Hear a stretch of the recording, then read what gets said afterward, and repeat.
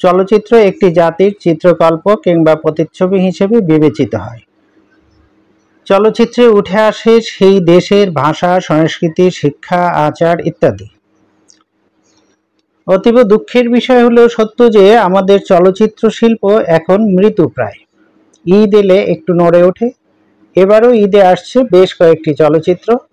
তার মধ্যে 4টি চলচ্চিত্রের এ সময়ের উল্লেখযোগ্য 5 জন নায়িকা পারফরমেন্স করেছেন।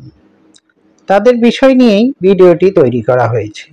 না টেনে পুরো ভিডিওটি দেখা এবং সেই সাথে আমাদের চ্যানেলটি সাবস্ক্রাইব করার জন্য অনুরোধ থাকল। চলচ্চিত্র বরবাদ। নায়িকা ইদিকা পাল, নায়ক শাকিব খান, পরিচালক মেহেদী হাসান হৃদয়। ইদিকা পাল। বরবাদ চলচ্চিত্রের নায়িকা ইদিকা পাল কলকাতার মেয়ে। তার অভিনয় শুরু হয়েছিল কলকাতার একটি বেসরকারি চ্যানেলের একটি ধারাবাহিকে অভিনয়ের মাধ্যমে। সেখানে তিনি একটি পার্শ্ব চরিত্রে অভিনয় করেছিলেন। বাংলাদেশের চলচ্চিত্র পরিচালক হিমেল আশরাফ পরিচালিত প্রিয়তমা চলচ্চিত্রের মাধ্যমেই তিনি নায়িকা হিসেবে খ্যাতি লাভ করেন। তার বিপরীতে অভিনয় করেছিলেন শাকিব খান।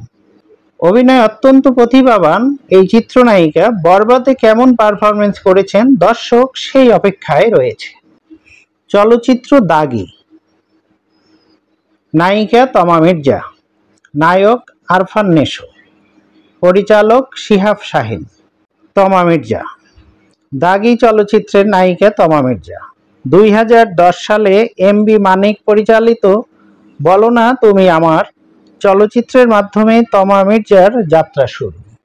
তারপর তিনি বেশ কিছু চলচ্চিত্রে অভিনয় করেন, কখনো পার্শ্ব চরিত্রে, কখনো প্রধান চরিত্রে।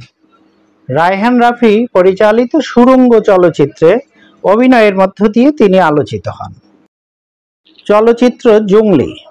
নায়িকা শবনম বুবলী ও প্রার্থনা দিঘি, নায়ক সিয়াম আহমেদ, পরিচালক এম রহিম। শবনম বুবলী। জঙ্গি চলচ্চিত্রে 2 জন নায়িকা পারফরমেন্স করেছেন, একজন শবনম বুবলী, অন্যজন প্রার্থনা ফারদিন দিঘি। শবনম বুবলী 2016 সালে বজগিরি চলচ্চিত্রের মাধ্যমে চলচ্চিত্রে পদার্পণ করেন। এই চলচ্চিত্রের পরিচালক ছিলেন শামীম আহমেদ রনি। তিনি প্রায় 2 ডজন চলচ্চিত্রে অভিনয় করেছেন। উল্লেখ করার বিষয় যে অভিনয়ের সুযোগের ডালিউড চলচ্চিত্রের অন্যতম শীর্ষ নায়ক শাকিব খানের সঙ্গে তার সম্পর্ক তৈরি হয়, বিয়ে হয় এবং একটি পুত্র সন্তানের জন্ম দেন তিনি। প্রার্থনা ফারদিন দিঘি।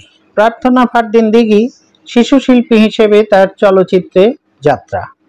বাবা সুব্রত চক্রবর্তী ও মা দোয়েল উভয়েই চলচ্চিত্রের অভিনয় শিল্পী। দিঘি চিত্রনায়িকা হিসেবে উঠে আসেন দেলোয়ার জাহান ঝন্টু পরিচালিত তুমি আছো তুমি নেই চলচ্চিত্রের মধ্য দিয়ে। এরপর চিত্রনায়িকা হিসেবে আরও কয়েকটি চলচ্চিত্র মুক্তি পায় তার।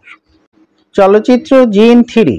নায়িকা নুসরাত ফারিয়া, নায়ক আব্দুন নূর সজল, পরিচালক কামরুজ্জামান রোমান। নুসরাত ফারিয়া। জিন 3 চলচ্চিত্রের প্রধান চরিত্র নুসরাত ফারিয়া চলচ্চিত্রে আসেন 2015 সালে। তার প্রথম চলচ্চিত্র আশিকি।